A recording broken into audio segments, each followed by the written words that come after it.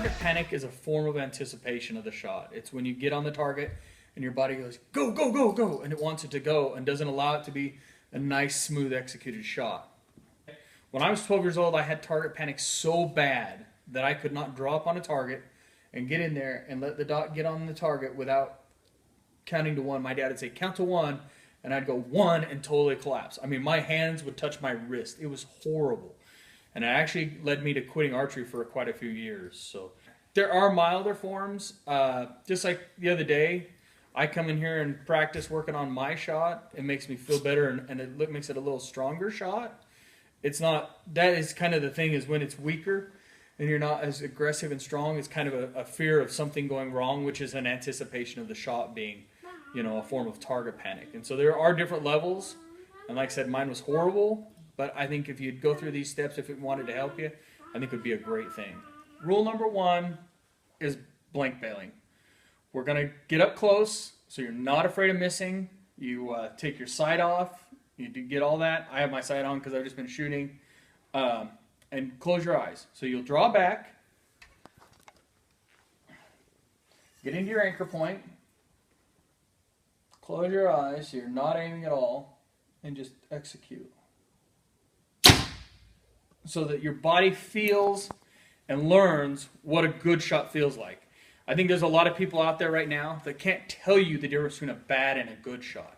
In fact, when I help people or I work with them on a seminar, they'll say, well, that felt good. I'm like, can you tell me where the dot was? Can you tell me where this is? And if you ask them questions, they can't. So what they thought felt good as a good shot really was not a great shot. So this is the way to teach your muscle memory how to repeat that shot over and over and over again.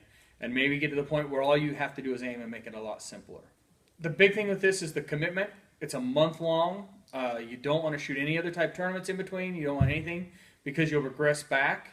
So the big thing is take and find time in your schedule for that year where you can take the month and every day for at least 2 hours walk up and just shoot as many arrows as you can.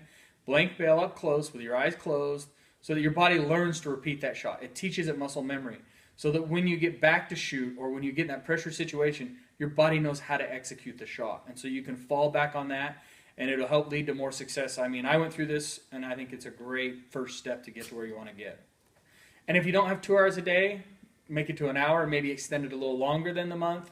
The biggest thing is the commitment to this. This first step is the hardest step to do. I know it's the most boring thing in the world to stand here and shoot a blank bail. It is just monotonous beyond monotonous, but it is the biggest help. It's like you read the books about 10,000 hours of doing something, and I think with this you can end up coming away with a good feeling shot and a great feeling. It helps with your anchor point. There's just so much positive to come from it. Okay, now that you've got through step one, the monotonous and crazy part that is the hardest part of helping fix target panic, you move back to step two, which is moving back and shooting a target and scoring.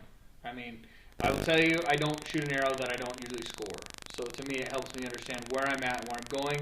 The hard part with this step is you will fall down score-wise. I mean, you'll go from, I've seen guys go from 449 down to a 420 and stuff like that, from a 300 to a 270. But you will eventually work your way back up if you stick with it. That's the key to this step. And if you don't feel like your shot is feeling right, like if you feel like you're getting some shots that it just doesn't feel as good in the anchor or the follow-through isn't as good, you can always go back to the blank bail. It's a great crutch. It's a great everything like that.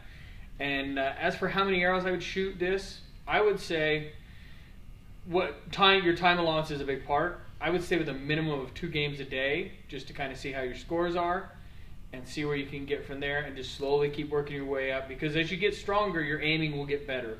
But you want to make sure that shot stays feeling exactly the same. That I can't repeat that enough. So that would be step 2.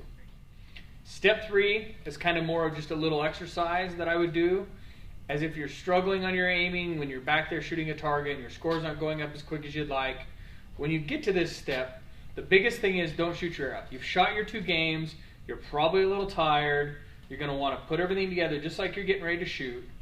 Draw back and come to your anchor point just like you're ready to shoot, but don't shoot the arrow. Know where your dot is. If you hold only gold on a Vegas face, then keep your dot inside there, and if it starts to lead there, then let up. And work yourself down until you can get to the point. And I, like when I'm working with somebody, usually about 10 times after a round, will be huge because it really wears you down to do this.